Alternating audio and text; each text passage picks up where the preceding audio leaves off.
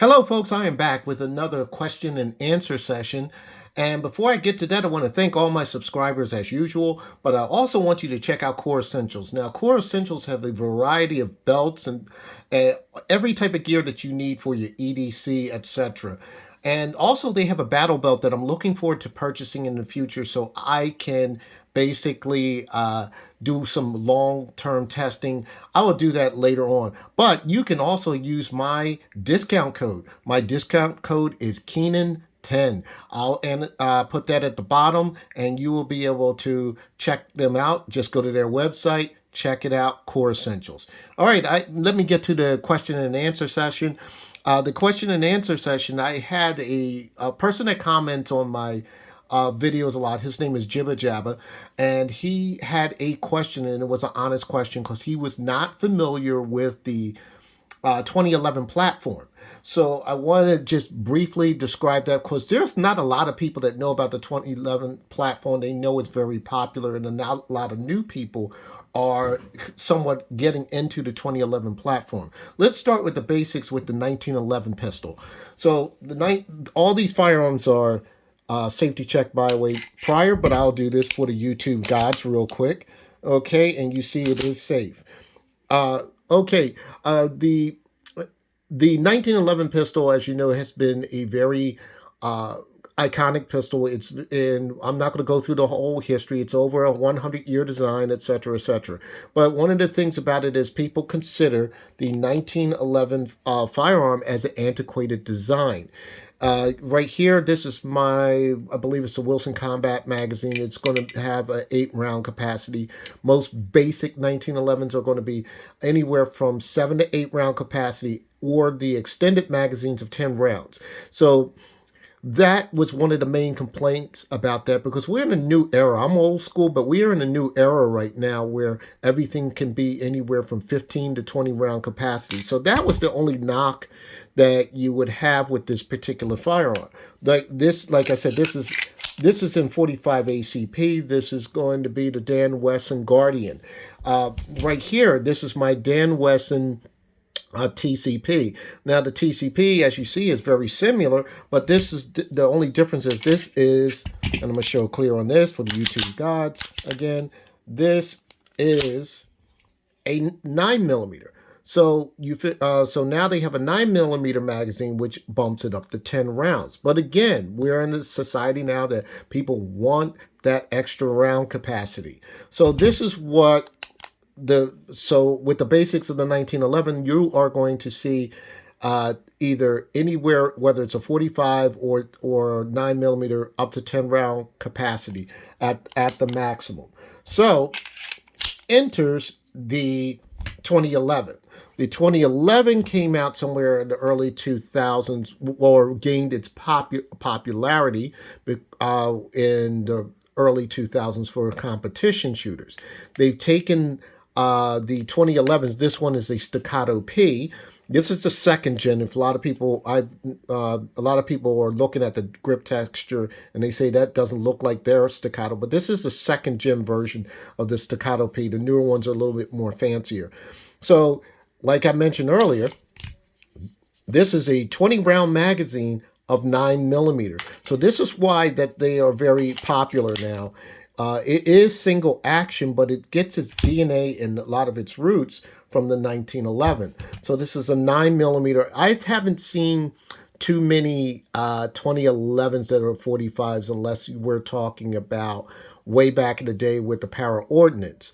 But this is what most 2011 look like right now. They do run a little pricey right now. Springfield Armory came out with the Prodigy. I believe there's Bull Armory. The Prodigy and the Bull Armory are running pretty much the same price range, anywhere from $1,300 to $1,800. Now, with the staccatos, at the time I got this was around 19. Staccatos have skyrocketed roughly about to 23, depending on the options, whether you have optics on it. And that's another thing too. Most 1911s don't come with optics. So your 2011s are now coming with optics. They're coming with compensators, extended magazines, etc. So sky's the limit. So that's what that is. I'll show clear real quick. And one thing else about this is the action on the 2011 is really, really, really smooth. So a lot of people are using these with some police departments are using these. Not only police departments, it gets its DNA from competition shooters. So when competition this was basically for competition ready, and then now law enforcement has gotten involved. Here's a more compact version for carry. This is the Staccato C2. The Staccato C2, like I said, this one is let me see that, 16 round magazine capacity, showing clear again. And again, it has that smooth action, that really good smooth action. So that's what they're pretty much known for. If you Let's take this one. I don't think this will be a fair analysis because the Dan Wesson makes some great slides, but most of your, I would say 1911s, they tend to be a little bit rough, and they don't have as, like, for example, in this one's a little bit tough when you are pulling the slide back. So your 2011s are known for that smooth slide action that goes back and forth like glass, and that's why they're extremely popular. Like I said, the triggers are usually very good out of the box. Have usually your creature comforts or with safeties, and if you buy one that has just the what do you call that? The rear sight with the notch here, you can rack it off a belt. A lot of people are carrying these as their personal defense firearm, so that's what that is really good for. And like I said, with some other versions, you do have people that are using optic cuts, putting anything from RMRs.